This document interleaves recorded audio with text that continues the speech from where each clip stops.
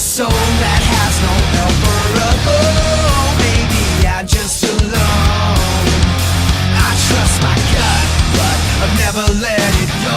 So far now I wanna know what you thought you had done when you allow me to be all the things that I'm not. Well, it seems like I'm caught every time you remind me.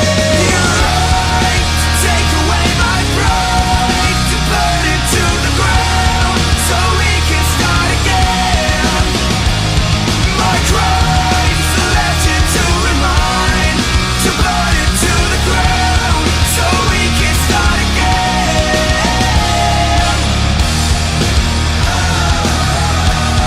So burn it to the ground. I lost the course, the fight to change my life. There seems no time for respite. Maybe you should just go. I changed my ways, but I never thought I'd find no. We did it! We did! What a win! What a win! But I can't turn the music off now. That was good for a solid 6 seconds. You can tell it's 5:30 in the morning, right? The Eagles beat... I can't take it serious with the music on. The Eagles beat the Packers. We'll have a proper celebration as soon as Thomas gets here. But what a game that was. Like, I was just saying to Thomas, said he's gone to make a cup of tea now. But as far as Thursday night games... Oh, okay, we'll get the song back on. We'll get the song back on. Just for Thomas here. Hold on. Where's it gone? There we go.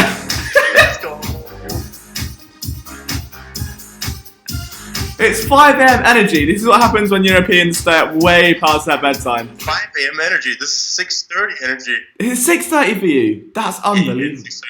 I'm considering just waking up my girlfriend, make some breakfast, make coffee and everything, and then just go to bed. He's in that much of a good mood. Unbelievable. I mean, so I cannot sleep right now. That will be unreal to sleep right now. That no way. Oh, I've just realised the mic was off the entire time. So people missed the song. So you've got to party all over again. I forgot the mic was off. I do it every single stream.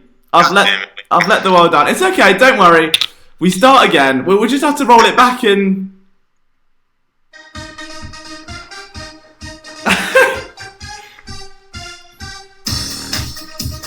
I just can't get over the fact they won. I mean, you can tell this really is a 5:30. It's not a 5:30 stream until LJ forgot to put the mic on. That's the way it happened. But, I mean, where do we even start with this game? I don't know. I was hoping you just break something off. I don't know. I mean, okay, let's start with the hat-trick hero of the day. I was about to say, let's start with Jordan Howard. I mean, hey, my bold prediction was in the article. Over 100 scrimmage yards, touchdowns. I mean, we saw it coming. Jordan Howard broke out. All the way. And we've been backing this for weeks. Like, since week 1, we have been all over the Jordan Howard hype train. The guy finally breaks out and just, I mean, it's only right that after that long of being held back on the sideline, just put in willy-nilly, that he gets 5.8 average as well, a big sample size. You can't even make the argument of, oh, it's only 3 carries. Like, this was a dominant man. And, oh, what a performance by him. It doesn't make any sense. I mean, just the average, considering, he actually got work this time around. I mean, he had 15 carries and he still averaged that, 2 touchdowns. Not only that, he was effective in the passing game as well. Jordan Howard showed up in every single fashion until Carson Wentz unofficially had him killed on the swing pass there at the end. Totally unnecessary. We'll get to that at some other point. Jordan Howard ran with brute force. Starting at the 1-yard line, he just plows his way to 7 yards. 3 guys trying to bring him down. He just keeps going. It was unreal performance from Jordan Howard. Yeah, crazy. I mean, Miles Sanders looked pretty good as well. I think he finally found his niche. And do you know what the nice thing with Sanders was? He was holding the ball here like he was cradling a child. Like, he was not letting that ball go. There was definitely a bit of, I think it was on the mind definitely going in towards this week. Did you have tears when you saw Miles Sanders carry the ball? Were you literally going, oh, no, I mean, the one where he almost scored a touchdown and he went down by like the half-yard line. He was like lying back like that with the ball just across his chest. I mean, that one I was like, okay, he's got it worked into his head. Duck Nguyen says, told you they need to feed Howard. Obviously, we've got injuries. Shout out to Jordan. I can see you in the chat, my man. Thank you for tuning in. Injuries are going to be a problem now. I mean, it got to the point Craig James' season exists. I mean, Craig James comes out.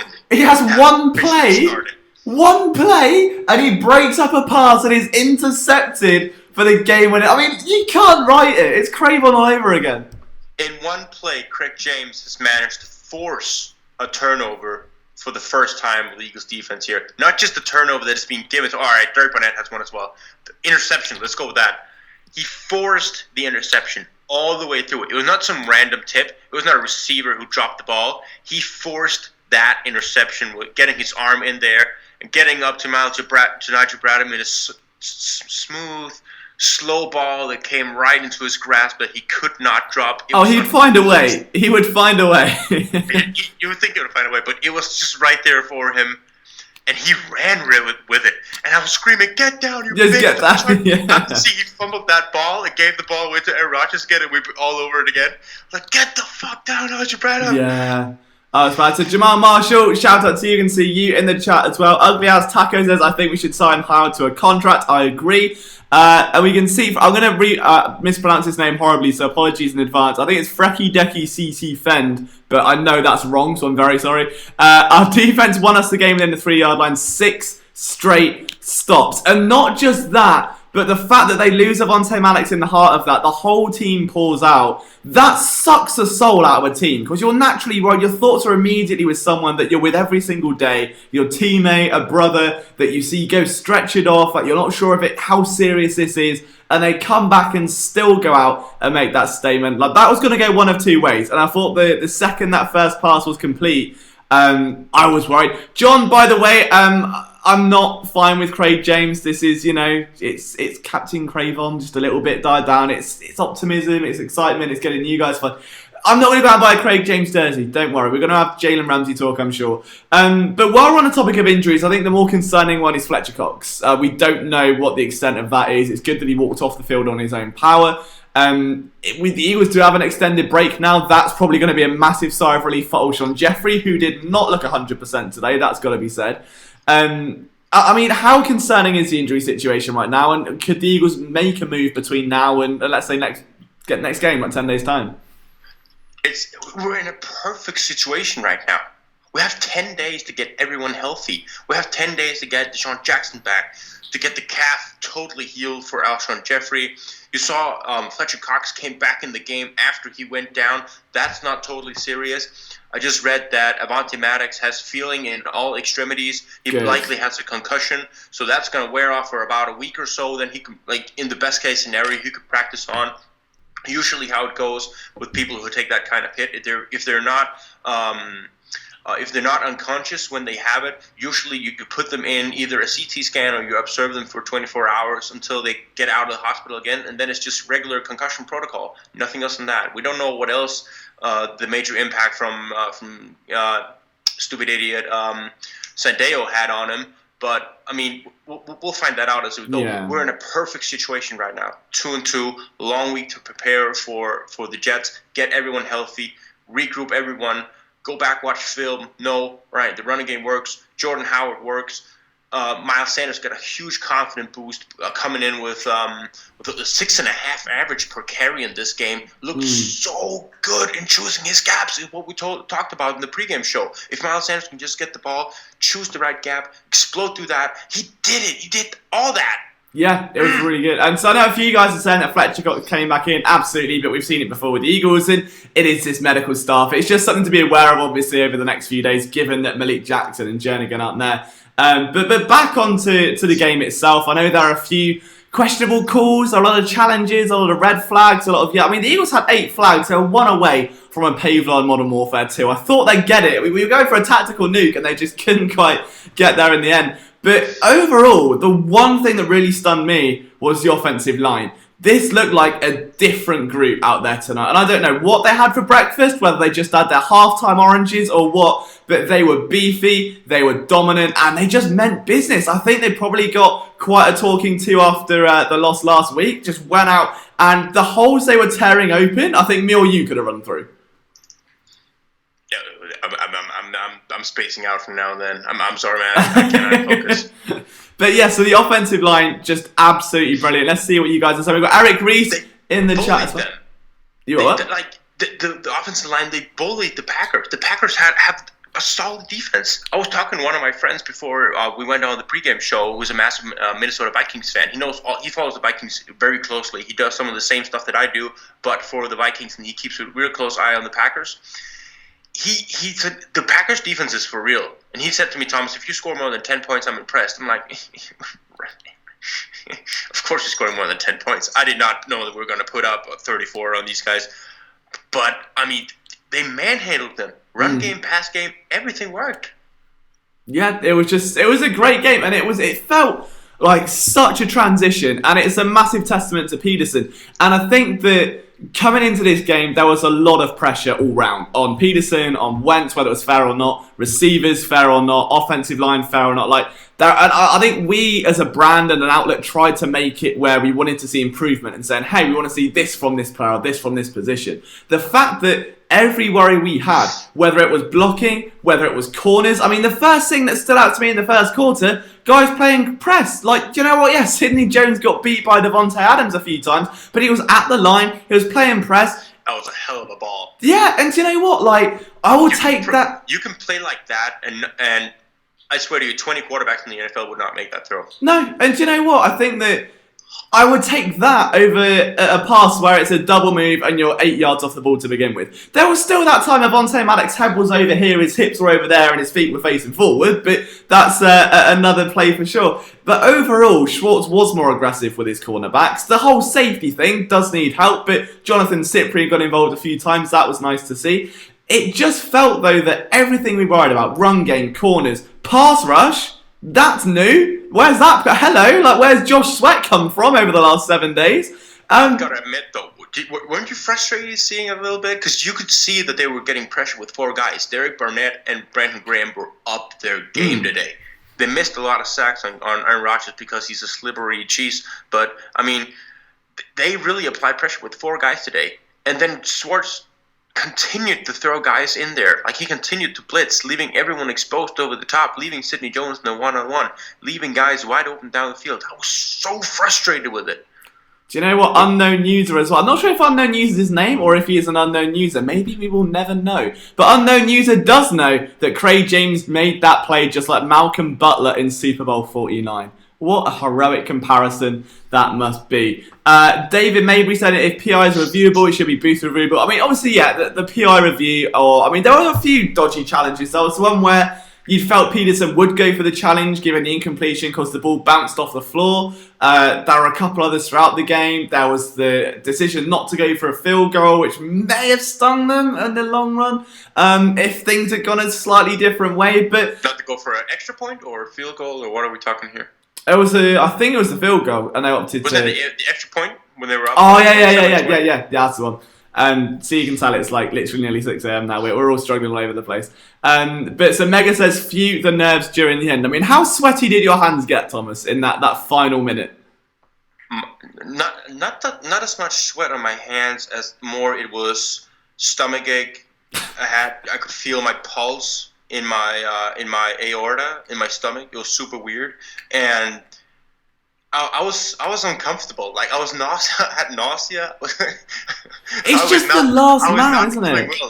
And then when Nigel Bradham came up with that interception, chills, literal chills. Do you know what the worst? I think I couldn't name another quarterback I would rather not have in that situation than Aaron Rodgers. Exactly. At the goal line, like, you've got 3 or 4 plays to go down and win, and it's like the time's running out. They've played it perfectly. The Eagles just lose one of their key defensive playmakers who got hot towards the end. Maddox was, coming into his own a bit more, getting aggressive down at the line.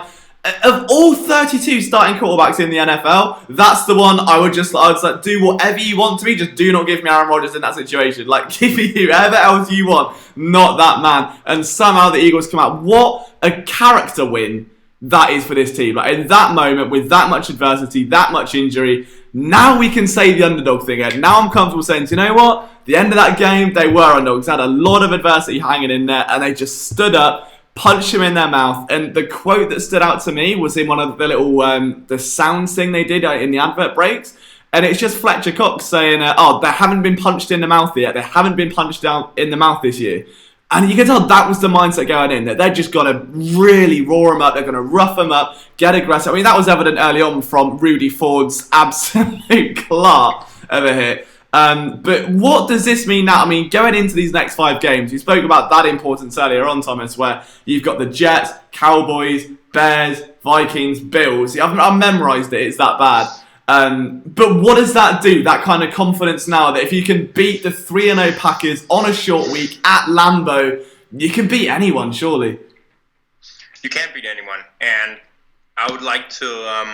I'd like to officially jump onto the Chris Infante, Jalen Ramsey wagon now. Oh no, he's gonna see this. You know he's gonna tune in like right now as well. Because now you have a new situation.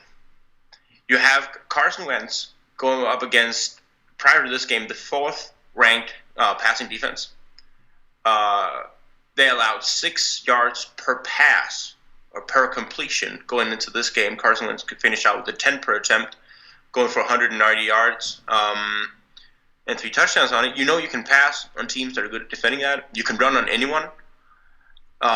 You have the perfect combination of running backs. It finally showed today. You have the perfect combination of Jordan Howard, the LeGarrette Blount on steroids, and you have the the Miles Sanders, the elusive back that you've been needing.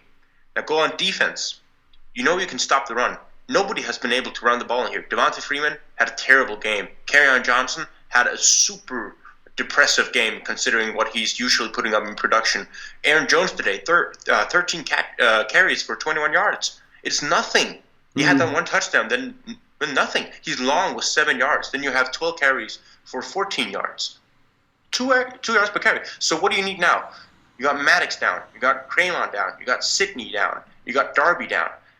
Everyone's down. The only thing you need right now, aside from the King, Craig James, all hail, is Jalen Ramsey. Well, yeah, do you know what? I mean, we spoke about it before the game, and I think you posted a very interesting situation. And I think had it not been for the injuries sustained, if Jones and obviously, it's gone out. It's Jones and Maddox. You can see it literally is gone at this point. Come out of this game, and they were okay. They didn't pick up a knock. I wouldn't worry that much. I mean, obviously you get burned a little bit by Devontae Adams, but situationally, and I think again they weren't that bad. Rasul Douglas made some great plays as well, but the fact of the matter is, I don't think at this point you go Jalen Ramsey, because for the price you get at Jalen Ramsey, you could get 2 to 3 role players in the vein of a Rasul Douglas or Cravon LeBlanc or someone like that. We know I think Orlando Scandrick is coming back for one. That's a given. I think veteran, cheap. Probably released. I know they could re-sign him after week 2. I always say that he had 13 passes defense last year with the Chiefs. I think he will be back. That's my initial gut feeling off this game. Whether they do or don't get Ramsey, if Maddox is out and Jones can't play because he's not gone, you need a slot corner. I'm not ready to trust Craig James just yet, as much as King Craig is out there, being crowned right now. Whoa. Stop yourself. Trust Craig James. That's blasphemy. What is this thing I have to listen to? He's just going to log off. Morning to listen to this. But no, I think at this point, Scandrick will come back.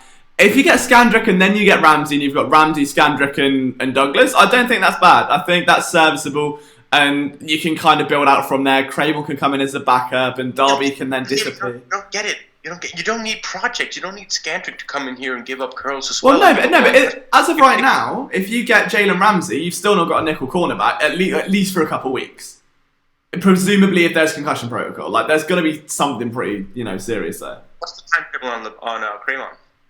Well, they know by week 8, which is right after that stretch again. That's what I mean. So I think that they will just bring Scandrick. I gotcha. All right. But what I'm trying to say is, all these solutions that we have, all these, we could trade for this guy and not give up that much. I've seen some Chris Harris things running around. Like, Chris Harris is not even on the block. He hasn't been talked about anything. The unique thing about this is you have an all-pro guy, age 24, who's asking to be traded. There's the leverage. There's the little door you're trying to hold on to that makes you even make it possible to get this guy.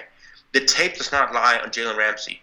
He is freaking good. That's why everyone in the league wants to trade for him. Literally all 31 teams are in on it, but not all 31 teams are willing to give up 2 first-round picks. You do that because, one, you get the surefire guy you need now. Two, you have him for as long. Obviously, you're going to give him a big contract if you do it. You're going to have him for as long as those 2 first-round picks. They don't matter at that point, considering what you need him for now. You need a surefire guy to come in there and fix that problem specifically.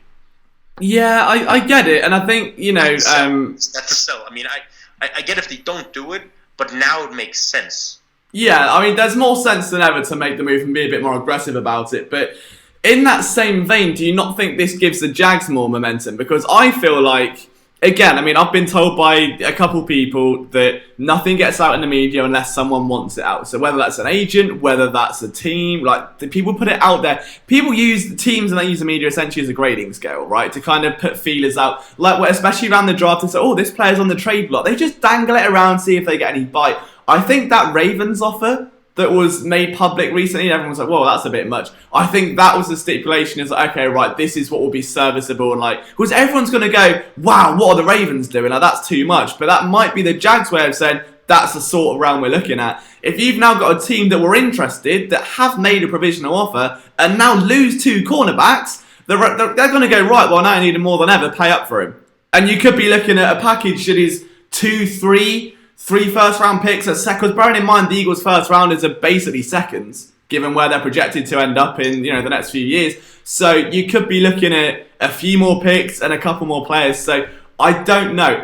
That's the one thing that's going to withhold me now. Like, unless Howie can work the chains and get some really good deal out of this, it could be a really steep asking price now. I don't think the price has changed. I still think it's 2 first-round picks. Do you think? I think it's 2 first-round picks. Like, what did the Ravens give out? They offered a first, a second, and Hayden Hurst. Yeah. Like, come on, Hayden Hurst. Come on, let's not kid ourselves. He's not the equivalent of what it is to move up from a second to a first. No, but I mean, TMNP Max says, are you comfortable to trade Ertz after the game? I think no, that's a flat no. That's never been on the board. It's never come on the board. It's a stupid rumor that is floating around. Yeah, Twitter. I mean, I know the guy it came from. I've not interacted with him personally, but it seemed way out there, and we broke it down before. Like, especially in that week where you're without, one tight end already, you're not going to go, hey, have your friend. Put it this way, if your car gets a flat tyre, okay, and the only other car you've got is your family car, you don't sell your family car because you can't get to work, you just get the bus to work. It's not rocket science. Just looking at what you guys are saying as well here, David Mabry says the Broncos wanted to trade Harris Jr. Why would he be available now? It depends. I think you've got to look at players' happiness as well. Like, it's more than just the team trading it, and you've got to look at fit. Do the Broncos need him right now because their offense isn't doing anything too great? It's a tricky thing to navigate, and the only people that really know what happens in trade rooms are people on teams. The rest of it is just a lot of it's smoke and mirrors. But back onto the game, because there's obviously a lot to dissect here that isn't Jalen Ramsey, and I know that's going to dominate conversation for a long time, but we've got a lot to soak up as well, and I love just seeing that the purple sky behind Thomas, knowing that like morning is really arriving now. Birds are literally singing. But, I mean, what were your other main takeaways from the game? We've spoken about running backs and injuries. I mean, a little bit about the pass rush. Was there something that stood out? Dallas Goedert is back to his usual elite run blocking. Oh, yeah. The play, the long Miles Sanders run that really sparked one of the scoring drives there in the second half was really sprung open by Dallas Goedert doing something that Zach Ertz had trouble with doing against the Lions, where they have like a trap concept, outside trap. So when you have the tackle here, you have the tight end here. So the tackle is going to go outside, and the tight end goes in. And the key block is him chipping the defensive tackle further in, so that springs the running back free. Zach Ertz could not do that. On 4 snaps against the Lions, he failed to do it, where the running back was contacted at the line of scrimmage. Here, Dallas Goedert, he put the guy on his ass, and Miles just exploded for a huge run on that. That was beautiful to see. Zach Ertz had some great blocks as well throughout the game, and he was in his usual safe hands, no Zach Ertz zone. He did his thing. Josh Sweat was a pleasant surprise today. Yeah, I think that was one name that stood out to me as well. They used him a little bit in the 3-tech where he had a couple of good reps in pass rush where he got Aaron Rodgers out of the pocket. And then he had that super, really dominant play on a zone where the entire offensive line are just zone blocking to the one side. And Josh reacts to it immediately and just grabs, he grabs the pants of one of the offensive linemen moving away from him. Then he pulls that towards him, so he is crashing straight up with the line of scrimmage with all the asses of the offensive lineman, and then he makes a tackle there. That was great play from Josh Sweat as well. It's really nice to see him really fit into the mold and making significant plays in his second year here. Definitely. Just a quick sky through the chat as well. Now there's a lot of discussion going on. A shout to Carlos Turner, says the secondary is highly flammable, won't contend in games with high stakes with this secondary move must be made. I think that's fair to say. A lot of dilly dilled. I know that's caught on from the Flipping the Birds pod, so Chris will be extremely happy with that one, as will Brian. Looking about Stephen Conrad, huge win, let's go. Posted my reaction about an hour ago. Tim McGowan says,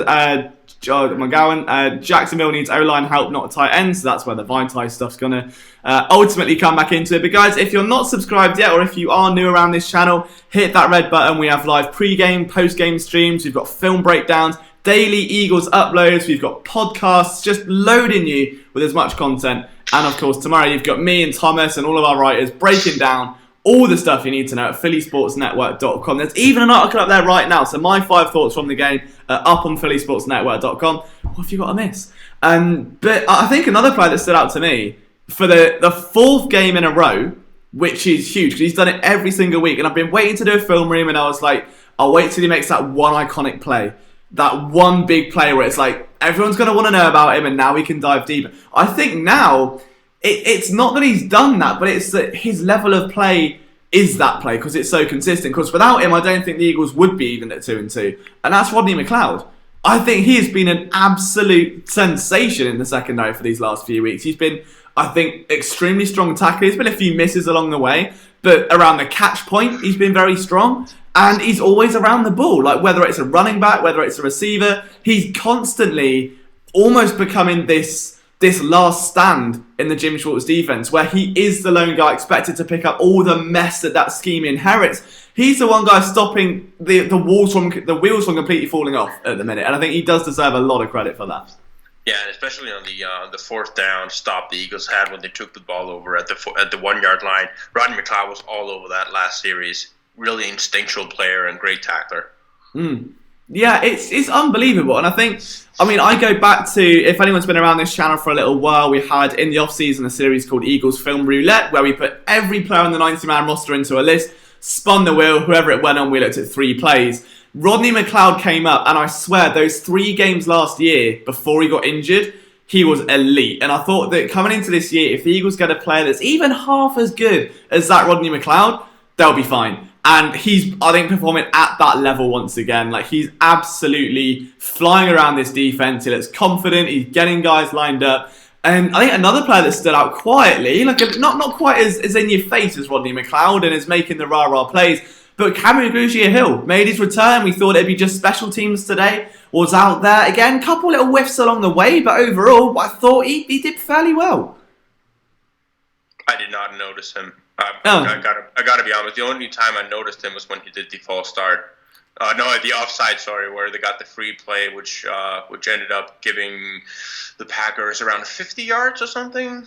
Yeah, it was pretty. That was the one where they had they literally got a UAV in one play, wasn't it? They had 3 flags on the same sort of thing. Yeah, offside, face mask, and then they had a huge catch and run because nobody was playing ball at that point. And then there was it was just a mess.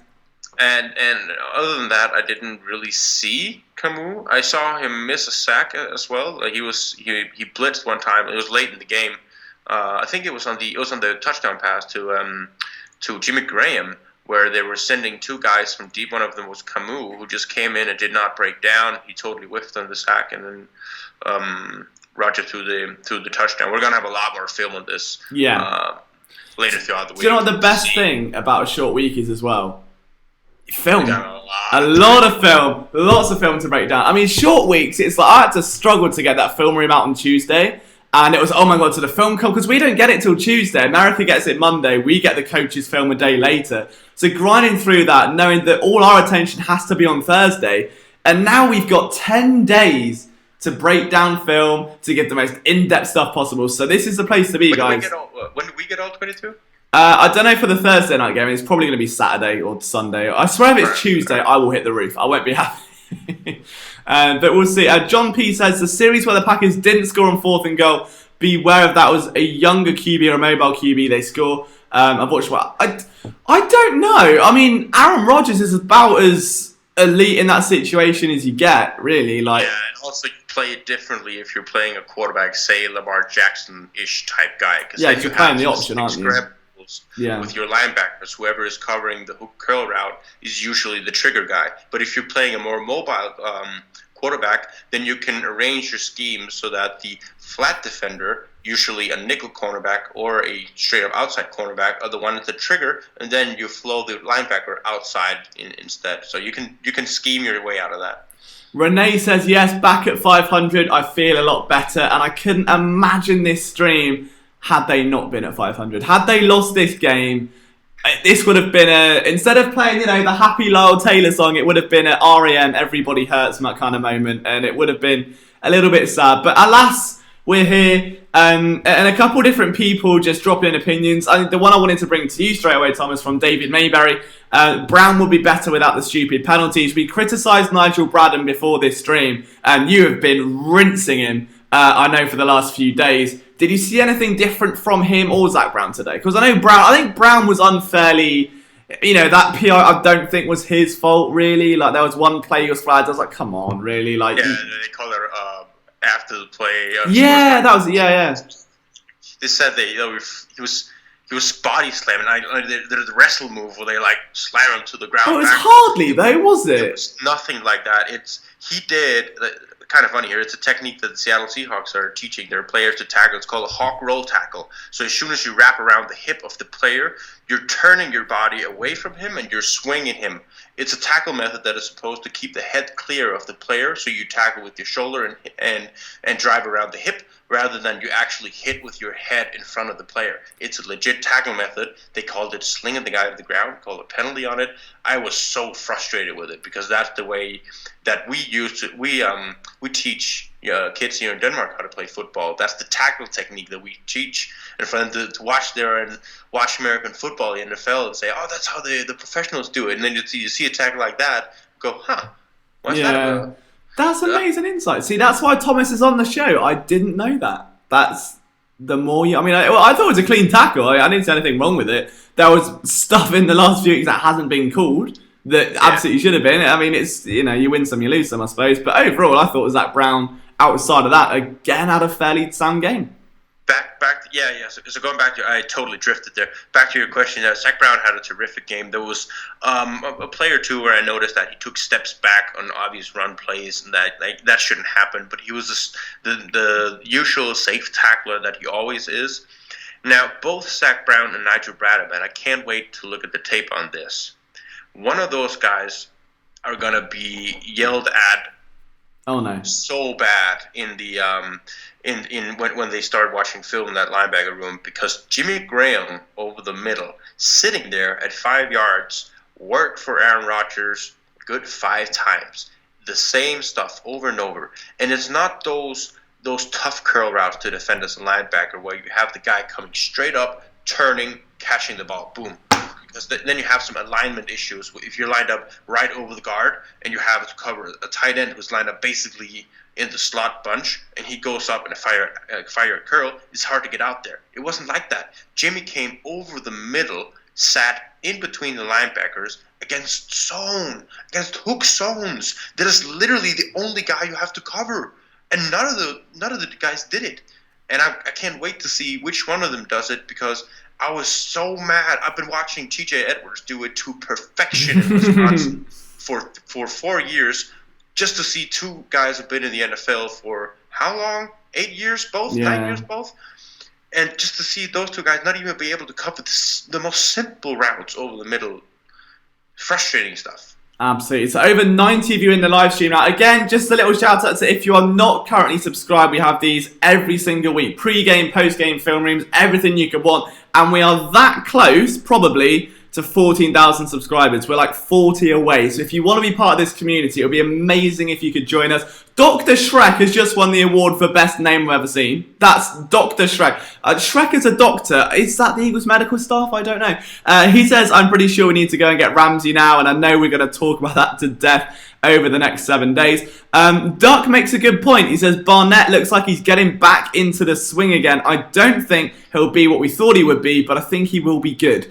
And I thought that as well. I mean, my main criticism with Derek Barnett has been he tends to burn out a little bit. Like, his drives go on and you get lost in the shuffle, and that raw explosiveness and that bend off the edge just tends to fade away. This game we didn't see that, and I think Barnett kind of withstood that a bit, made another great play, of course, around the quarterback, getting the ball out, and he's becoming to, I think, we forget he's still young, right? He's one of the youngest in that draft class when he was selected. I think he's only 24 now, if I'm not mistaken, which is the age Carson Wentz was, 2 years ago? I think so. It's crazy. So, like, I think that 26, I believe. Yeah, so if you're seeing... Oh, no, Barnett is 23.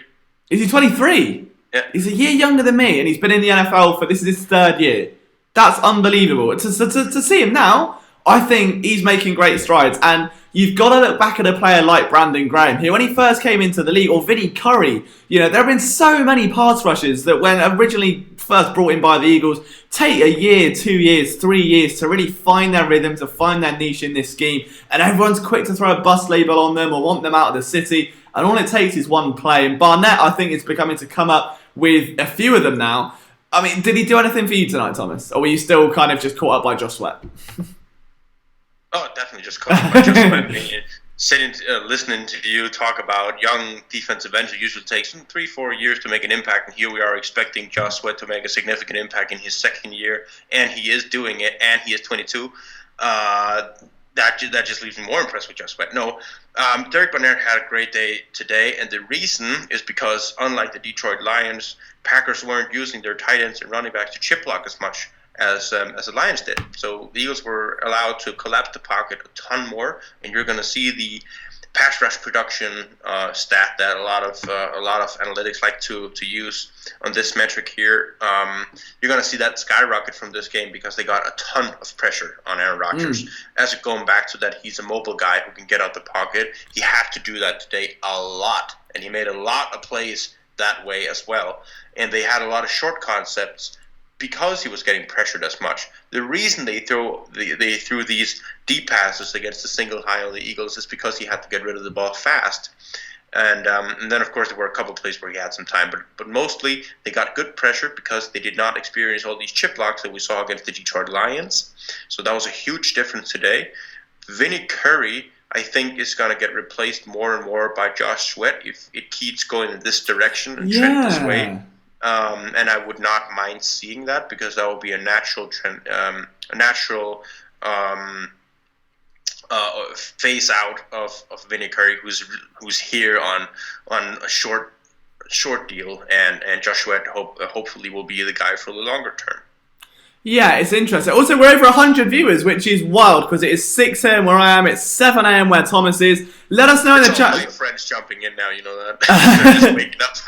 Guys, if you are, let us know where you're watching this, whether it's the live stream, the game. Let us know where you are because I love seeing how diverse this fan base and this community that we've got here really is. Again, if you want to be part of it, we would love to see you in these chats. I know Yoda Black is in the chat. I know he's been in a few streams before. He just says one word, and that word is Rasul. And you know what? For those of you who follow me on Twitter for a little while, okay, I had a thing last year where whenever Rasul Douglas did something, there was that meme of Kermit the Frog sipping the tea. I had one of me just drunk in this snowy scarf on a crown, just sipping vodka lemonade. And I tweet it every time Rasul Douglas did something, and I lost it on my old Twitter account. And I went out and recorded a new one with the perfect music for Rasul Douglas, and I was waiting on it all night long. I was like, he's making plays at a fringe level, put the video out. Couldn't quite get it, but I know that overall what a game he's had, considering the responsibility on his shoulders when you're losing out You lose Sidney Jones, you lose Avonte Maddox, you feel that Aaron Rodgers is slowly going to start looking your way, but he wrapped up pretty well. Couple nice plays around the ball. He got beat a couple times, but I think, again, that's life and death of a cornerback, isn't it, really? Especially in this scheme, Jesus Christ. Like, you should expect it on a quarterly basis, but overall, I thought he did pretty good. Yeah, man, I'm just going to interrupt you real quick for Sir Mystic Set, who is joining us from Germany. We got full 7 European. a.m. as well there. You can only imagine that he's been up watching the game the entire night as well. Decided to spend some time here, man. Shout out to you, Sir Mystic. There we go. I mean, it's super late everywhere, whether it's America, whether it's here, it's super late. But anyone that has stayed up with coffee and they've got heart palpitations and they're still in this stream and they've got work tomorrow, just fair play to you. You are the real MVPs. Real MVPs. So you can see a few people. It's someone in Wentz's hometown. I'm sure that atmosphere is going to be rocking right now. Looking forward then, obviously the Eagles get a bit of a break, which means we can watch NFL Red Zone, 7 hours of live uninterrupted football. Should we do a Red Zone watch along? There's a question on Sunday. We had the preseason watch along. Should we do a little Sunday watch along where we can all watch the Sunday games together? I think that'd be good fun if you guys were around. If you want it, let us know in the chat. If not, just pretend it didn't exist and we'll get back on to analysing the game. Odie Marley's in the chat. Results pretty good. No pass rush. NECB is toast. Go Army from Juan Lopez. We've got a player, someone in Utah in Michael Mack.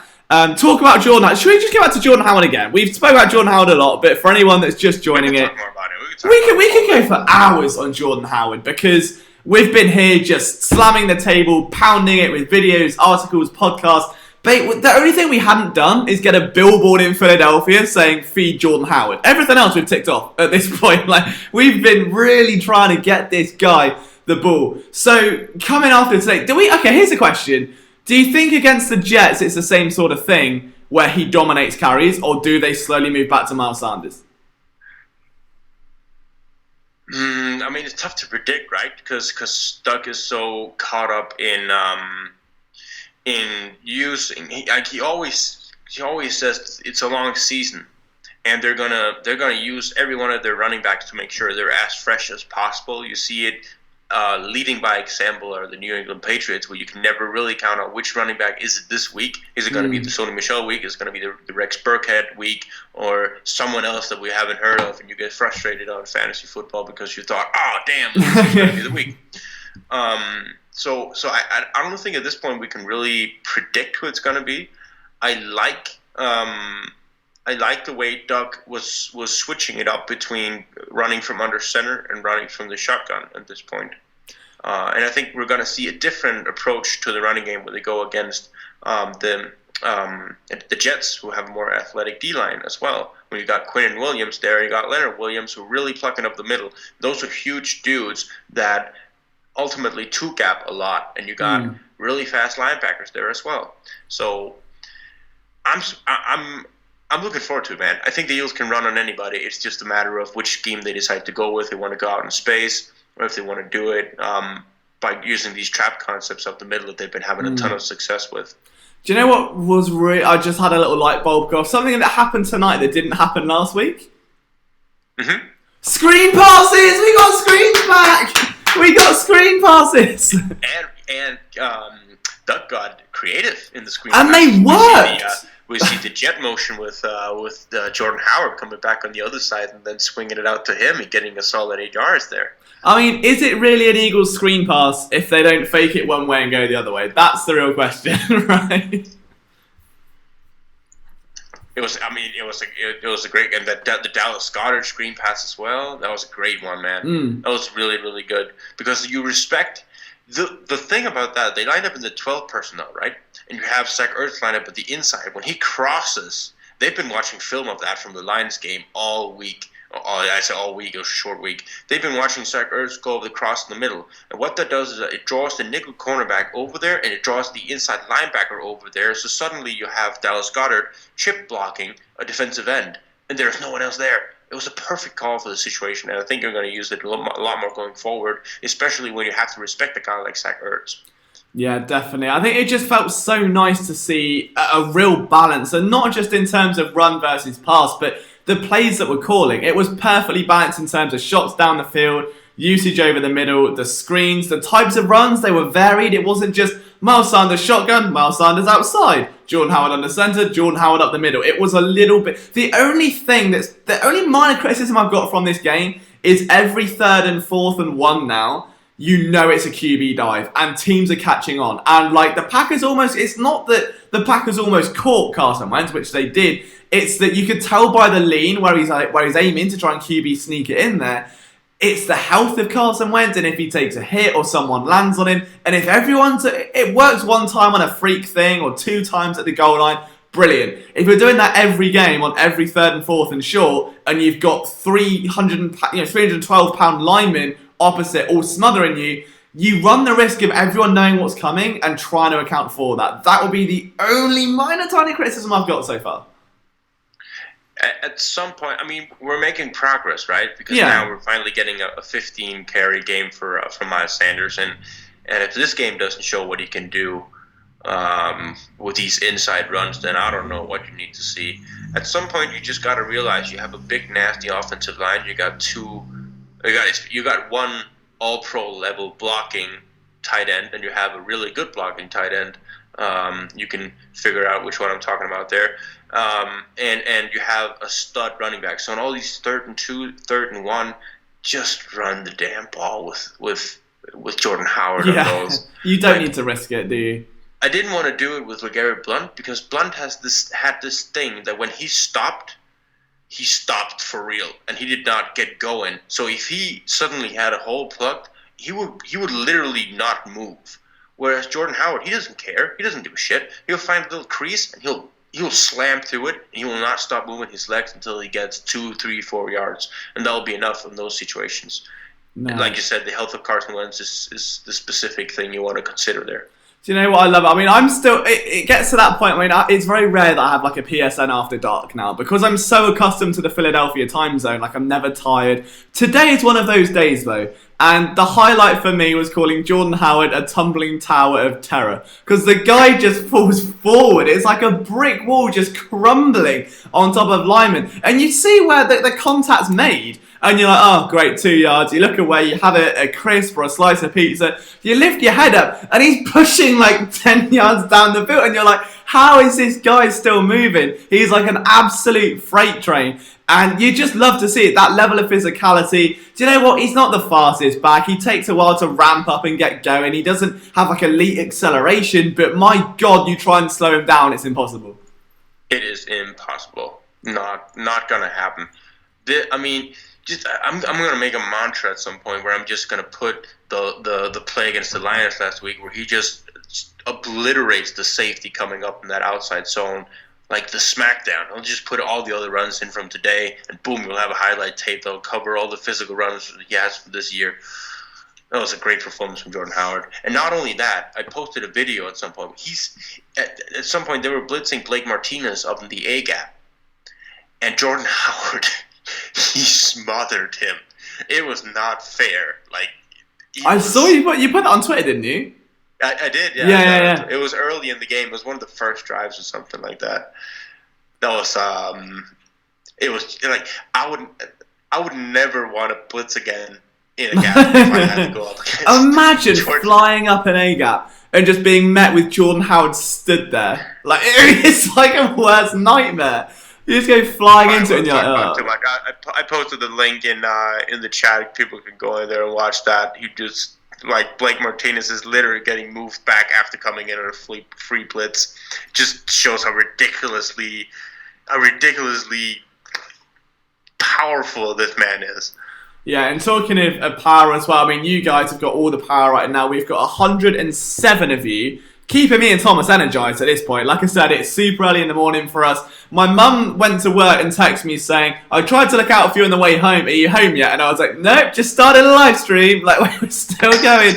And we've got over 100 of you here beaming. You've got full of energy. Like, we love to see it. Blake says, let's get back to talking about Ramsey. Oh. This is where we need Chris, because, I mean, my Ramsey energy is, I get it. I think... We talked about Ramsey all in the pregame show. We covered Ramsey for a solid 10 minutes here. All we can say is that there's going to be Ramsey stuff happening in the next 7 days. Yeah. It may even be the next 4 days. There's going to be picking up heat on that conversation because before the game, Ramsey went out and said that he wants to be traded. The bond has been broken. He wants out of there. And with the flu thing, the back thing, the hamstring, there's so many things going on that makes him miss time at practice. There's going to be development in that thing. Right now, it's still up in the air. There's no real new development. The price is still steep. We'll keep you updating on it, and we'll not talk about it more now. Yeah, absolutely fair. And could you imagine if you handled relationships like that, though? Like Jalen Ramsey, do you know what? I've submitted a request. When both parties have moved on, you just have to let it go and move on. I'm putting in a request, I'm downloading Tinder, and I'm seeking a trade partner.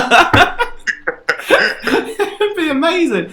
Eric Reese, of course, our writer, says, I watched the sunrise in Thomas's feed. It's wild. See, I've just got a white wall behind me and lights that burn my retinas out. I've got to sort that. Samuel Primaldata, I think I've pronounced that wrong. I'm very sorry if I have. So we don't want to give up Rasul. No one's given up Rasul. I'll cry if that happens. First and a third and Sidney Jones. No. Do you know, every trade suggestion for Ramsey is the equivalent of that woman with the drink going, everything you go, no. Actually, no, it's every single time. But let's see what you guys want to talk about in the comments as well. If you've got questions or observations or stuff we've not yet touched on, flood it in the chat. I gotta think until someone comes up with a thing that'll beat my subject.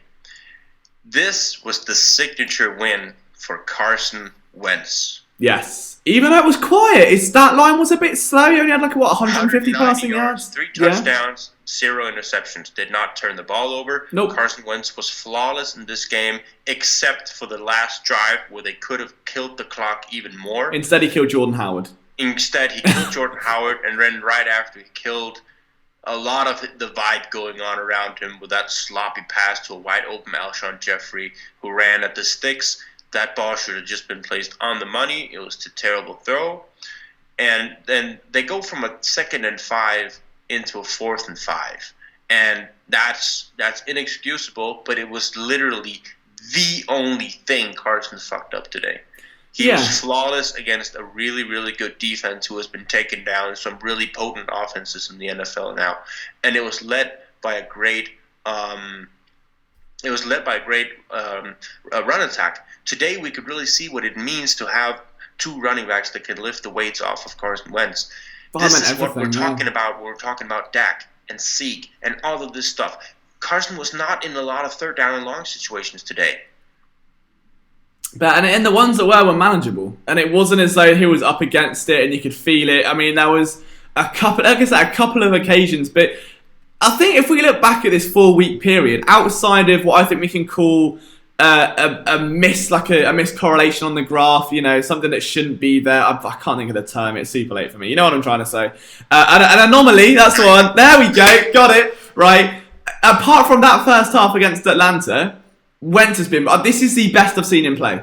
Full stop. I think overall, from this stretch here, start of the season to now, getting settled in. With what he's had, with receivers that have been dropping balls and the OPIs and the fumbles and the lack of run game and the offensive line, overall, everything we've seen, Wentz in the pocket, reading pressure, getting away from danger, not exerting himself to too much danger, or doing that dumbass thing anymore, where as he's going down, he just flails the ball out and it ends up as a turnover or a fumble he's not doing that anymore. We're seeing all of the great stuff without the young, raw aggression that's there. We're seeing a composed Carson Wentz.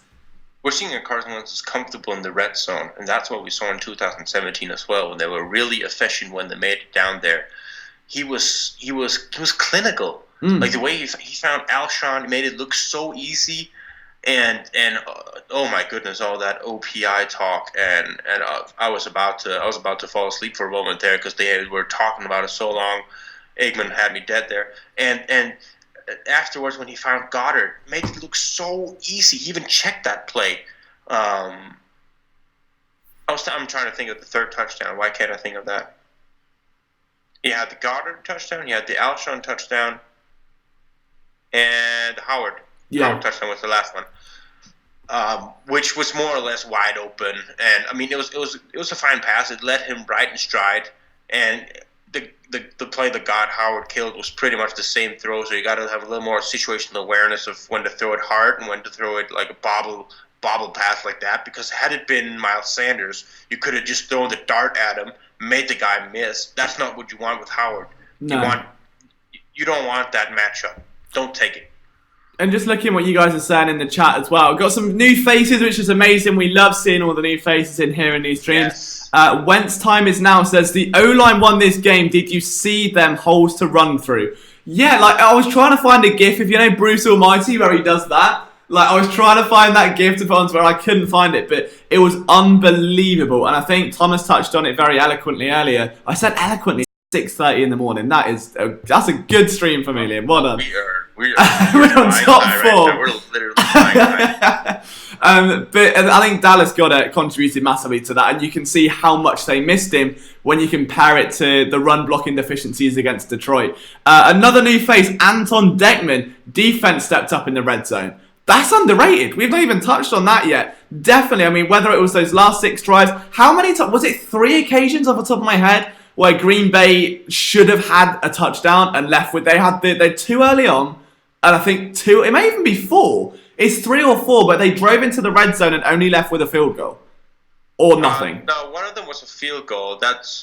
And one of them was 2 of them were field goals. 2 field goals. And the then interception. Two were 4. One was a 4th down stop and then the interception 4 times. 4 times red zone defense. Anton is. See, this is why we like this chat. That is a hell of a point. Red zone defense today. 2017 level. And considering you miss Sidney Jones, you miss Avonte Maddox, you've got all kinds of problems going on. Fletch goes out for a little bit, and they still held that strong. This was really, really, really good. And even Nate Jerry, I noticed again, made a couple calls at the line of scrimmage. That's the second time in 3 weeks I've seen him do that now. I think mentally, he reads the game really, really well. What he struggles with is putting it into action when he has to move. Telling everyone else what to do and seeing it, fantastic. When he's got to move, he looks a little bit slower, but that's another debate. Let's see, we've got Puffer Drag TV says, I'm about to go try out for corner with the Eagles. Good luck. I'm sure. See, I can mention... You're not beating out Craig James, buddy. You might as well just sit back in that chair. TMNP Max says, I was watching a Packers fan reaction. He said the game would have been a blowout if Djax was playing. No. Let's not erase from the fact that Aaron Rodgers was just cutting a hot knife through butter with the Eagles' defense down the field. They had everything they wanted. A good point about the red zone defense. We should just bring Jalen Mills back and just play red zone defense all year. Just start at the 20. Just so they can start at their 20 when they field the punt. We'll go back to our 20 and just stand and you can do what you want. You do what you want. So we've got... so JJ's in the chat. He says, hey Liam. Hello JJ. We've got nothing but goats. Oh, dang on, that's the Cowboy. We're going to block that Cowboys guy. I'm assuming he's disliked our channel. So he's going in timeout. There you go. Pass interference. How's that? He's gone in timeout. Don't you worry, lads. I've got you covered. We've got... Duck says, if we don't get Ramsey, what are our options in terms of free agent and trade possibilities? I'm sure we'll have an article coming back out on that probably tomorrow or Tuesday. You could bet Chris is going to beat that horse. Yeah. Actually, I think it might be Brian, because Chris will just be there like, oh, no, Jalen Ramsey's the only option. And then Brian will go, man, there might be other guys you consider there. Yeah, and then we've also we've got someone. So Blake saying that Akeem Spence looked strong in the play. Cox was out. Hassan Ridgeway looking great, and I think Ridgeway is going to be the key. A lot of people forget about him. He was obviously traded for on day 3 of the NFL draft for in exchange for a 7th round pick, and the mentality was he was 24, drafted into a 3-4 scheme where he's not really that kind of player. I think he played relatively well I think he played 6% of snaps for the Colts in 2018, but he did play in that postseason loss to the Texans where he sacked Deshaun Watson. So it's really interesting. I think that he could be an underrated cog. He's a project player. And I mean, what have 7th round picks turned into for the Eagles outside of Jalen Mills? The answer is not a lot. You get someone like that you can develop. You know he's got history in this league. It's already showing that he can come in and play. And then we've got Samuel saying, where's LeBlanc? When's he due back? We think it's after week 8. So at the minute he's on IR, which means he can be activated after the 8th week of the season. Whether he will or won't be back by then, I don't know. He follows me on Twitter. He only follows 200 people. Him and Mama LeBlanc follow me on Twitter. And that's if I ever need to apply for a job again, which touch wood I don't, that would top off my resume, I think, for sure. Definitely. Yeah. I got the same with TJ Edwards. Him and his mom follow me, so I know all about that stuff. See, Philly Sports Network, we're all about the strong bonds. We're not out here slandering. We're all about the moms. Exactly. Dude, don't take that out of context. Someone's going to take that the very wrong way. Freya reacts. Again, another new name. Nice to see you in the chat. What did Wentz see when he threw it to Howard and almost killed him? Oh, you tell me that one, Thomas, because I'm just as puzzled as Freya on that one. So what I was thinking, that Carson saw the exact same look from the defense that he saw on the touchdown pass. And what he missed was that pre-snap, the cornerback was rolling down into the flat. So they weren't running the exact same look as they had been running before.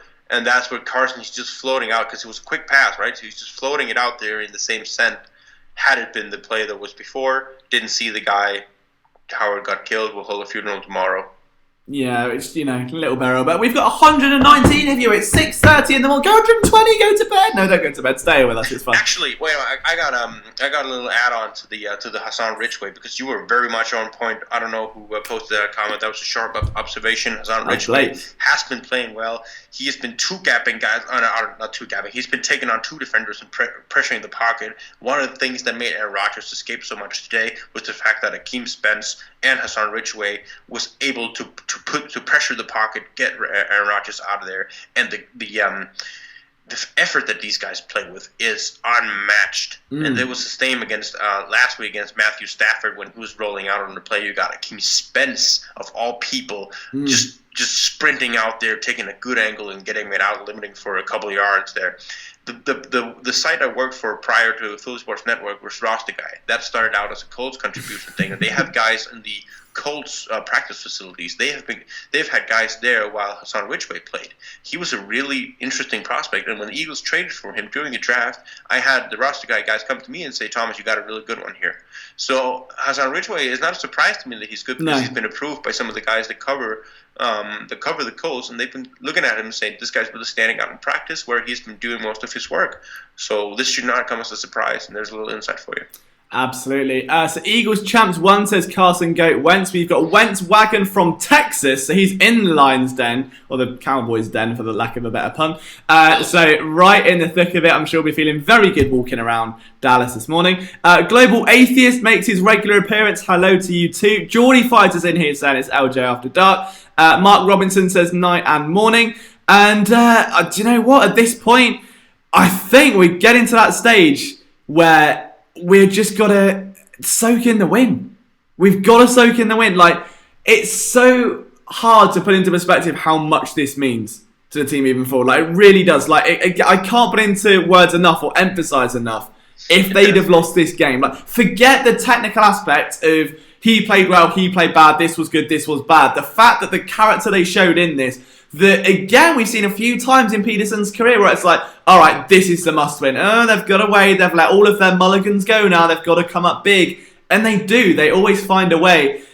You've got to start putting him in those elite coaching conversations, because he played, apart from a couple of dodgy challenges or somewhat conservative decisions, I think Peterson coached an excellent game today. Yeah. And we talked about it before the game as well. And Brian came up with the question, are the Eagles a good football team? And we all collectively, all four of us from the Eagles crew here said, yes, Eagles are a good football team. We'll soak in this win, because this is the type of game that good teams win. Short week, away, against an undefeated team. Yeah. You're going against one of the best quarterbacks in the league. And you have a banged up team that got even more banged up throughout the game. You had a rookie running back fumbling 2 times. He showed up massively in this game. You have a guy no one's ever heard about, although he is king, Craig James. And he comes in there and he seals the game. This is the true character of a good team. They find ways to close wins. They have to win. Embrace it. You have 10 days to feel like this team is good. And from now on, I'm not going to hear any excuses about the Eagles are a bad team. They're a good team. They're going to execute.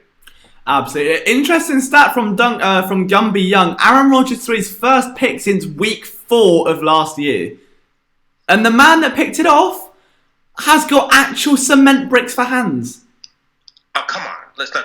Are we actually got to give credit for a man randomly having a ball placed in his hand with literally 0.1 miles per hour. Just can you imagine if he'd have dropped it though? Like, I know it really wouldn't have mattered in the long run, but geez, it would have been travesties in Philadelphia. Duck says, LJ, you need to create another stupid video with Goofy. Hey, if you want more Clayton Thorson songs, we can get them out. Don't tempt me. It is the mood. We've won a game. Everyone's high. I could put the Thorson song on. Don't tempt me. I mean, do you really want to subject 126 people to Clayton Thorson? I don't know. I'm not sure. I mean, we're all jazzed up, but I don't know about that. JJ backs up your point, Thomas, and Goddard looks like an elite blocking tight end and over again making blocks. 12 personnel is going to be fun. I'm still going to pound the table for 13. They just don't have a third tight end to do it with, so 12 will do for now, I suppose. Actually, there was a good point in the comments right here. TMNP Max saying he really loves Sanders as a kick returner.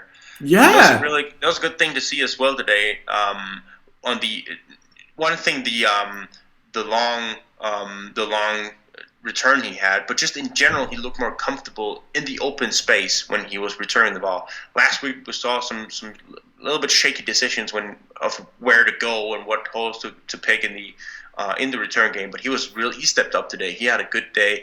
Really much everything that Sanders did today just clicked. It was an important game for him.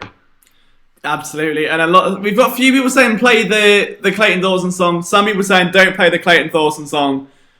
I mean, where are we standing on this, Thomas? Do we play the Clayton Thorson song?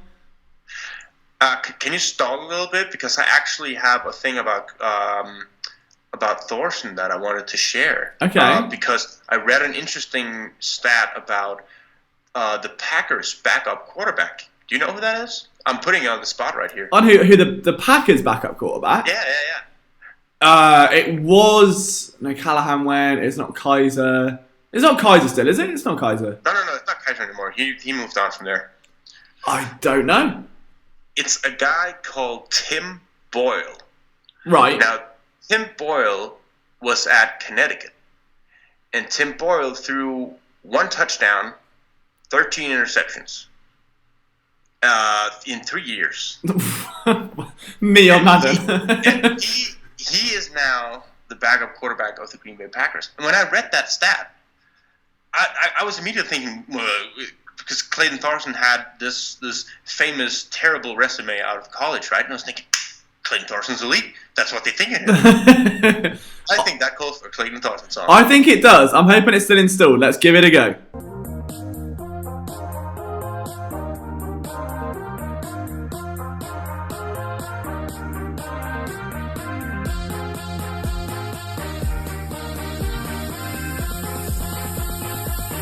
Clayton Thorson, da da da da da da.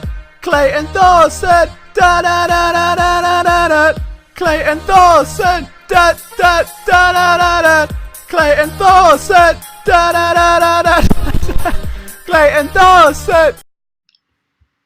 There we go. We're back. You're welcome. So if you were just about to go to sleep, imagine, right? Do you know what I do a lot on YouTube? You know, I go to bed, I lie there, and I have like a podcast on or something to watch, okay? If you were like that and you've just gone to go to sleep and you've laid down, you're just about to doze off, listening to PSN, and you hear da da da. Just well, I'm very sorry if I ruined your night. Also, I'm not, so I mean, it could be worse. But do you know what? We have to. It's part of PSN history now. And at our end of year awards, it's got to be nominated for something, presumably. But David Mabry says this song needs to never be heard again. We can't make promises like that, especially when the mood is this high. But there is the Rudy Ford song. That's going to make a few more appearances of Rudy, Rudy, Rudy, Rudy. So we're going to play it after that punt return hit that he did. Yeah, that blew up. I was so excited with that. I mean, it was a little bit illegal, but sure. Yeah, it was a little illegal. That's what I was. It was a little bit bad, a little bit. It was a tiny bit. I hope I never see a hit like that again. But also, Rudy, Rudy, Rudy.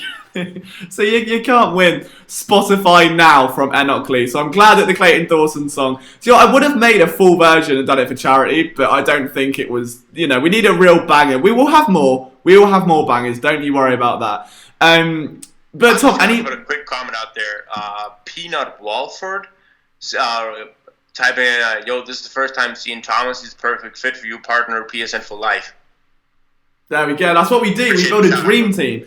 Do you know what's weird as well? So, obviously, like, on the YouTube channel, it's me uploading every day, and we try and get as many of you guys in as possible. But I think people forget, like, PSN has legit got 30 writers. And the best thing is when we bring on, like, a new podcast or a new idea, or someone comes on, and they're like, who the hell is this? Like, where does he come from? And it's like, I love getting people acclimated and being like, Thomas, this is everyone, this is Thomas, and it's just like, it's the best feeling. Like, we love doing what we do, and we don't see other big outlets doing this, and we just want to be different and be on the same wave with you guys throughout. Like, we want to take away that barrier and that pedestal, and instead of giving you guys content, we want you guys to help us shape it in as many ways as possible. So it is the best thing for us to be in a live stream at 6:40 in the morning for me, 7:40 for Thomas, with over 100 of you still.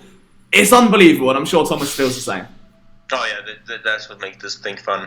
I mean, right now we're just all the energy that is left of this 24-hour awakened period is just people chiming in here and making this a fun time. Absolutely. So Blake has got straight back onto conversation with two things. The Sunday looked amazing until the end. I think he played. Do you know what? He got.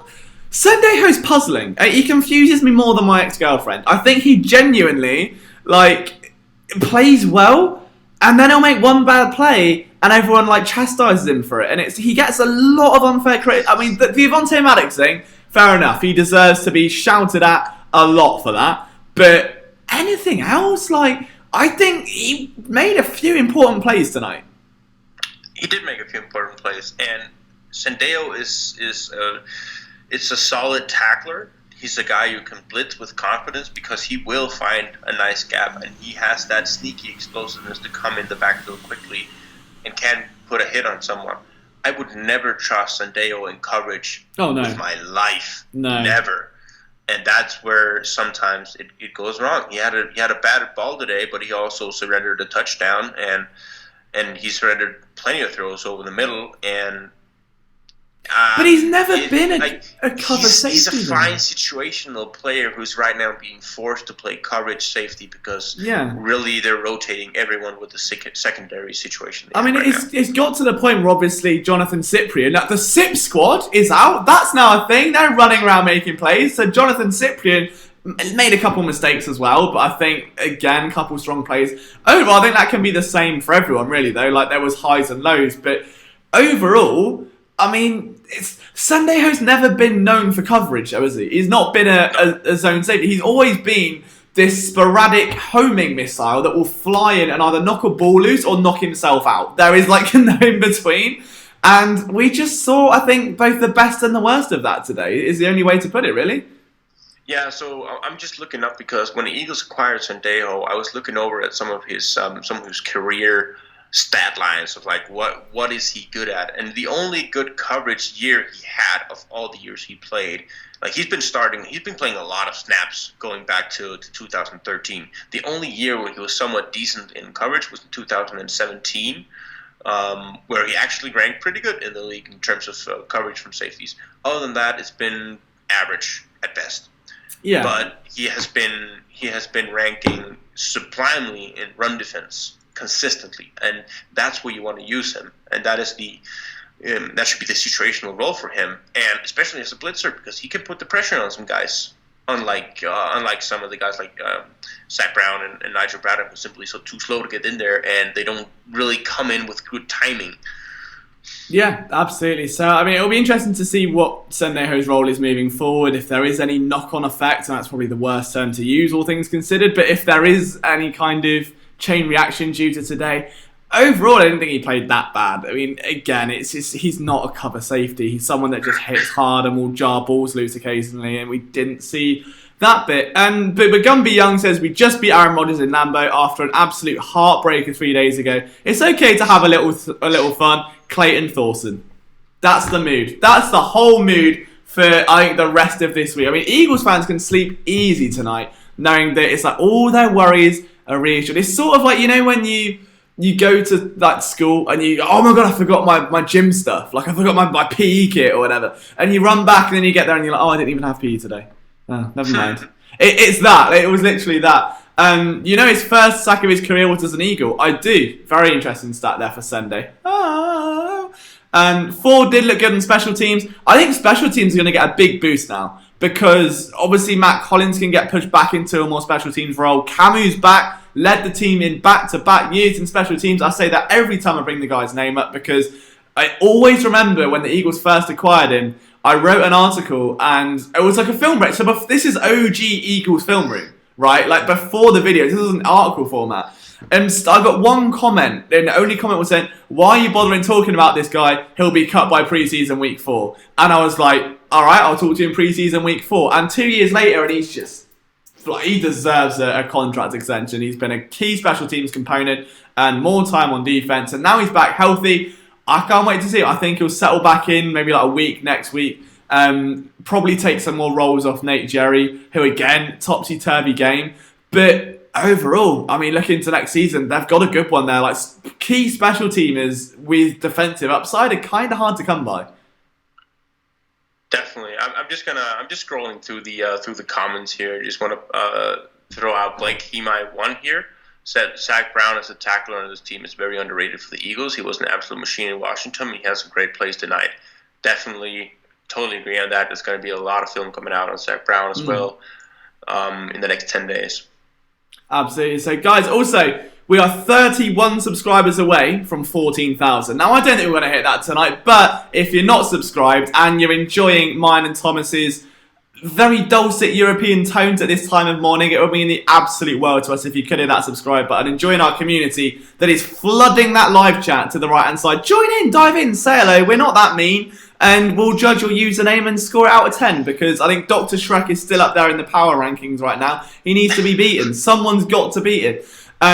Maddox was said to be joking around with teammates after being able to move his extremities. He's in good spirits. That's a good sign. That's from NBC Sports and our man Eric Reese, who is now one of our main Flyers writers, of course. So he took a big promotion. So good news to Eric. But yeah, it's nice to see. Like, I mean, the Maddox injury was genuinely scary. And, you know, it was so, like, you know, because he didn't give a thumbs up, right? There was no kind of wave to the crowd or anything. Hands were in that position. You know someone's put the hands there. The one bit of hope for me was that as it was being carried off, his mouth was moving, his eyes were open. But, I mean, it's a stunning reminder that, I think, of just how dangerous football can be, isn't it, really? How crazy is it, like in the same game you have two guys going out on stretcher bears with horrible, like the Derek Barnett thing.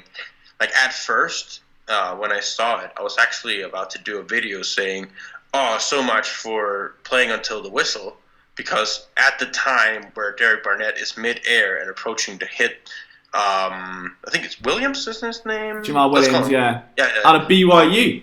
There you go. Right. He's mid-air when the ref blow the whistle and he hits him. But the obvious thing about that is he hits his helmet straight up, and that is just stupid. And I'm more concerned about Williams than I was when I saw Maddox go down, because Maddox was more of a shoulder to helmet transition where the head didn't take the entire blow. Whereas Williams was straight up neck and head, and it did not look pretty. No, not at all. And I think, like I said, the Eagles are in a lucky spot now where 10 days rest. Hopefully we get some updates very soon on Maddox and obviously Jamal Williams as well for Green Bay, but just a bit of rest. Like, this team has got so many, it's not even like season-ending injuries, it's soft tissue stuff mainly, where it's banged up and guys that have strained a calf or walked into a door. It's unreal the amount of guys that are constantly on the injury report. I think the Eagles injury report this week, I think it was 14 names at the start of the week that were on it in some capacity, whether that's like didn't practice, limited or full practice, they were on it. 14 out of a 53-man roster is a bit much for week 4, right? It's a solid 6-year-old's Christmas. Yeah, I think I've had shorter Christmas lists than that as well. That's the worst thing. Oh, a little nugget for you. So some of the videos that I posted of Howard's runs are being quote tweeted by Packers fans. Here's a good one for you. Our D-line is being pushed 5 yards backwards. Thrown around like little children. Trace Smith, I don't know who that is, disappearance after the first quarter. D-line including Kenny Clark were thrown around like children. Nothing going around with children over there in Packers. Going against grown men. I don't care what Roger said. Light was terrible. I'm not sure. Blah, blah, blah, blah, blah. They're furious. They got bullied. Yeah, and I think, again, the offensive line probably deserves a film room on its own. It was so damn dominant. David Maver makes a good point. Why are dudes always hurdling us? Seriously, what's with that? I can't think of a team that gets hurdled more than the Eagles. I genuinely can't. Like, even Vernon Davis, who I'm pretty sure missed a hurdle against the Bears the other day, right? He, came up too short, hurdled her. Like, what is it? Like, why are the Eagles getting hurdled so much? You expect me to give you a solid answer? Yeah. I don't get it. It's like look up when you're tackling. It's like someone's playing Mario and Sonic at the Olympic Games. They're just smashing all the buttons, flying over it. It's horrifying. It's once a game. It is at least once a game that someone gets hurdled. What you do? You play it like Prince and Mukamara. You keep your head up when there's a guy approaching you, and you'll just watch him jump up in the air. And suddenly the runner looks like a maniac who pressed the Y button a little too early there, buddy. And then you make the tackle afterwards. That's the way to do it. So Blake says, serious question. Your opinions on these injuries, how much of it is bad luck? The strength and conditioning staff must be... The thing is it's not been done... I think they redid it this year. They reshaped it and they brought in some new hires. And I think even the year before they did it as well. So I don't know what it is unless it's I don't know the structure of it. I did get it in a PR email. I don't know. It feels like they are constantly reshuffling their medical department and it's doing nothing. So it was weird though, wasn't it? Because don't you think after the Chip Kelly era, the one thing that was praised was sports science and how little injuries that team had and how that was the best bit of the team. Everything else sucked, but hey, we're healthy and we can move around. Now it's kind of the opposite. You've got everything else, but guys are dropping like flies and are made of glass. I don't know. Is it something you can work on pre-gaming stretching? Is it... I don't know. It's a really hard thing to get a gauge on. It's not like we can evaluate it on film and go, well, he didn't stretch his quads before the game and that's why he's done that injury. It's really something only medical staff or anyone that has medical knowledge will understand, surely. Thomas, hello! Just forgot we've got a resident doctor in the stream, sat opposite. I'm just sitting here pretending I'm just going to let this one scooch away. I'm not going to sit here and explain all the problems Eagles have with all their... Thomas, what's wrong with the Eagles? I mean, all right, so one thing is that they get all the injuries. It's tough to play football, and once you go in, you get a lot of reps, you're going to get banged up, you're going to get strains, and really it's the rehab of how you manage those strains and the workload management of those players as they go along, and you keep a dialogue with the players and how much they can perform before it actually hurts, and how good of a relationship you keep with these players in terms of how much do they tell you, how much will they go through without telling you how much it hurts, and suddenly once you discover that the injury they have and the significance of the injury, it's beyond the level of where you can manage it from day to day, from week to week, and where it becomes a thing that suddenly progresses, like with Matt Collins, who suddenly loses the entire 2018 season and a mild strain, because that is what the medical professionals have been informed of, what they have evaluated. It suddenly becomes a long-term thing, and there can be so many variables in it. It can be the significance of the injury, just pure plain bad luck. It can be the response to the treatment that has been there, the work ethic and the compliance of the player, of the rehab scheme that is going on with them. It can be like I said, the physician player communication and how much they actually interact with each other, how much are their job endangered in terms of how much they're actually telling, because you can't MRI scan your way out of everything. You can't CT scan your way out of everything.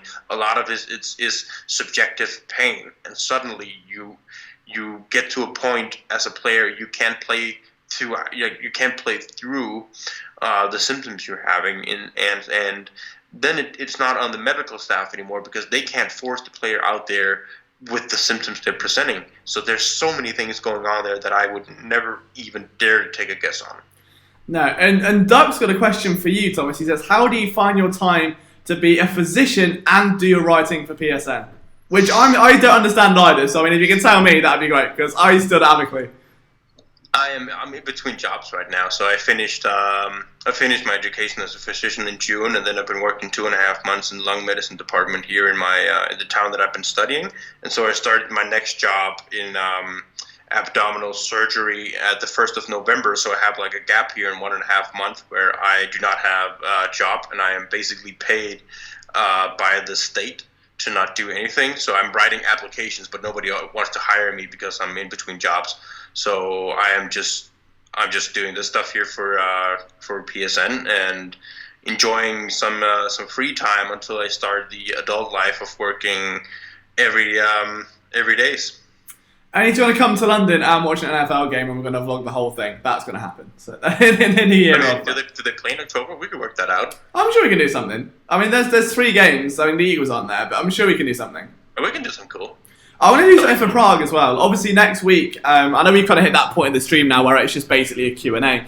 But I'm in Prague from the 2nd till the 7th. So if there's anything you want to see from I mean, I'm not sure how many of you guys watching are Flyers fans. There's a rubbish lorry outside my window making lots of noise. I'm sorry about that. But how many of you guys are Flyers fans? Like, what do you want to see? Like, I want to do a vlog of the whole thing. So I've never flown before, so I'm terrified of that. It's only like 2 hours as well. But actually getting on the plane, visiting Prague, like seeing the city, trying to set up interviews with players and stuff, seeing if I can meet anyone travelling from Philly that's coming to the game, be it staff or fans or media. I think that'd be really cool. So anything you want to see on that front, let me know. I'll still be doing Eagle streams and film rooms, all the rest of it, just from Prague, which is going to be pretty fun. But on that note, as the chat kind of descends into really, it's almost like PSN after dark, after morning after dark at this point, as sunrise is surely upon us at this stage. Blake says I'm almost also done with Matt Collins. There was one route by Matt Collins earlier, really quickly back onto the Eagles, where it wasn't good, and the review got put back on Twitter, and he kind of got pushed around and then shoved out of bounds, and I don't know, I mean, the quote that stood out to me was the other week, where he said, I prefer playing special teams to offense, and I think that spoke volumes. I mean, any kind of progress on Matt Collins, or is it as soon as Deshaun Jackson's back, that's going to be the end of that experiment, and he's purely special teams? Matt Collins had a nice catch over the middle. I know my bold prediction of Matt Collins going over 100 didn't really stick up there. They used the tight ends a lot more than I expected there. But, I mean, Matt Collins had a crucial first down catch on the 3rd down in this game here, and that's some of the things that he did well against the Lions as well. That play where he stopped, I had no idea what that was, and he was out of bounds anyway. Yeah. Like, he could not have done much about it, so, It is what it is. But, guys, I think we fit there. We were only going to. I was originally planning a 30-minute stream, just a quick hit and post. It's been 87 minutes, over 100 of you the whole time. But if we're going to grind out content for you tomorrow, I mean, I've got to be up quite early. Thomas got the day off. We need to be getting videos and articles and all sorts done for you. So we might need to get our beauty sleep. And especially if I'm going to grow a beard like Thomas's, I need beauty sleep. All right. So Thomas, where can people follow your work if they're not already? They can find my work at ThomasRP93. We got a long week. Just shoot me in the DMs with the players you'd like to keep an eye on, and I'll make sure that if we don't have it covered on PSN already, then we'll take a look at it. Absolutely. And of course, if you're not following me, at Liam Jenkins PSN, at Philadelphia SN. If you're not subscribed yet and you're one of the 113 people here at silly o'clock in the morning, buzzing off an Eagles win, be part of it. Join the fun. We're having as much fun as we possibly can this year. We would love for you to join our community. And to those of you who've been in the chat, you've been in the pre-game, the post-game, you're on Twitter, thank you so much for sharing this with us. Like, it really is an honour to come on. Like, we wouldn't do this if we didn't love it. And it honestly is the warmest feeling, seeing so many of you in this live chat, giving us your all, giving us the energy, talking shop with us. We know you've got jobs, you've got school, you've got commitments. It's silly o'clock and you're here talking with us about the Eagles. It is a blessing and we couldn't be more thankful for your support. You are truly the best fan base on the planet, and as a result, we will give you everything we've got and everything we do, whether it's articles, videos, podcasts. We'll give you our very best 100% of the time. So go and get some sleep, have a cup of tea before bed, settle down and sleep easy knowing the Eagles are 2-2. We'll see you next time.